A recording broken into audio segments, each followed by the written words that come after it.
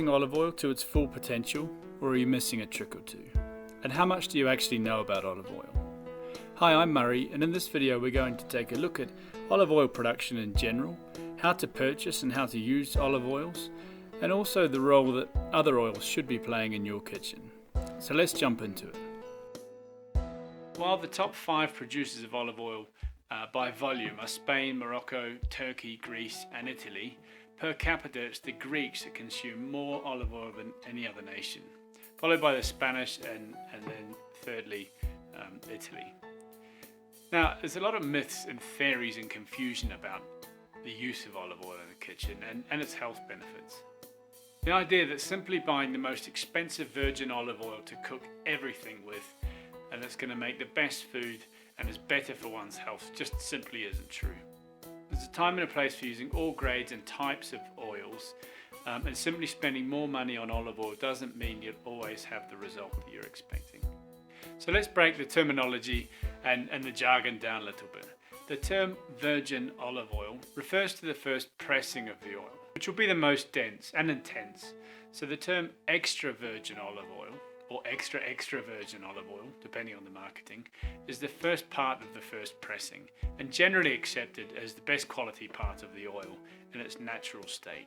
Usually the first pressing is cold pressed, and this preserves the chemical structure and the delicate flavors from the fruit. In the following pressings, the product might be heated or filtered or undergo some other process to extract more oil from the fruit. These lesser quality oils are known as refined oils. They're milder in flavour, they're much less dense, but they still play a huge role in the kitchen. In Italy, this grade of olive oil would be known as pomace oil. All oils have what's known as a smoke point, and that's the temperature where the particles in the oil start to burn. It spoils the food that you're cooking with bitter flavours and burnt particles. Generally, the more refined the oil is, the less flavour it will have and the higher the smoke point will be, so you can get it hotter before it spoils the food. The flash point is hotter again, and it's the point where the oil actually catches fire. But for now, let's just consider the smoke point. So looking at our chart here of common oils, you'll notice that the oils or fats with the lowest smoke point are generally unrefined oils. Most of these unrefined oils burn at a point below 180 or 190 degrees centigrade. Now over and above 190 degrees, most oils tend to be refined oils. The one exception is the standard virgin olive oil, which at the maximum has a smoke point of 210. And while a lot of these oils have smoke points around the sort of 220s, 230s, working their way up to sort of 238 for corn oil. Clarified butter, surprisingly at 250 degrees before it burns. And right up at the top, sunflower oil. Refined sunflower oil at 254 degrees. And that's actually the oil that I use quite a lot for frying and things like that. Now, if you consider a few different methods of cookery and the temperatures that they operate at, confying a product like confit of duck that you confit in duck fat is around 120 or 140 degrees.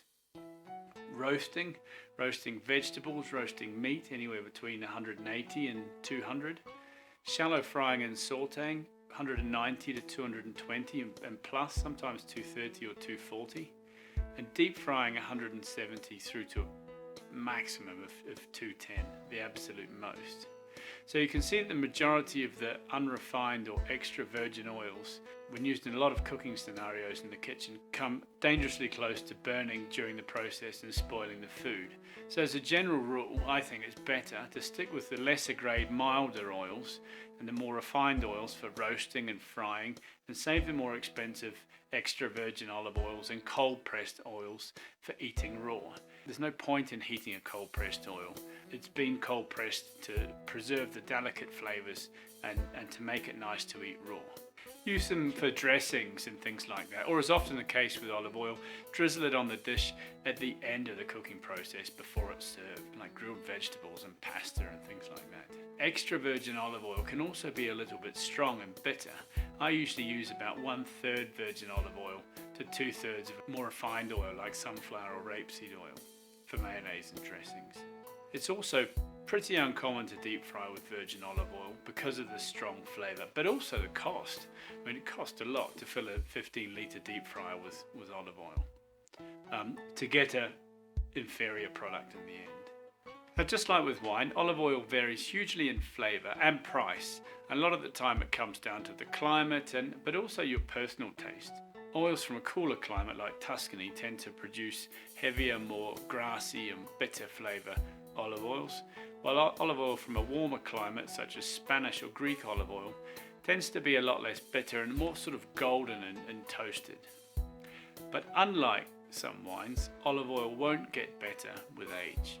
Okay, think of it as a fruit juice. It's much better as fresh as possible. If you can get your hands on really fresh olive oil, you'll really notice that it has a much more fragrant flavour. After 6 months to a year, a lot of these subtle flavours are lost, okay, and the oil denatures. So keep an eye on the production and the sell-by dates when you buy a bottle of oil, because in some cases the mainstream brands will often sell oil that's a few years old. Exposure to light helps the oil denature and becomes really rancid a bit faster than it usually would, which is why they're usually stored in tins or in dark green or brown bottles. Purchasing small quantities at a time of the oil you like the taste of and storing your oil in the cupboard and using it quickly is the best way to make the most of olive oil. Your worst case scenario would be to buy a large bottle of olive oil, the most expensive one you could find, assuming it will be the best, and giving it pride of place in your kitchen shelf in the sun, and then saving it up for use at Christmas. Or pouring it into a smoking hot frying pan and then coating your piece of chicken with it. So I hope that's been useful. If you've enjoyed this video, please remember to subscribe to our channel, and if you've got any questions or comments, we'd love to hear your feedback in the comments section below. Thanks for watching. See you soon.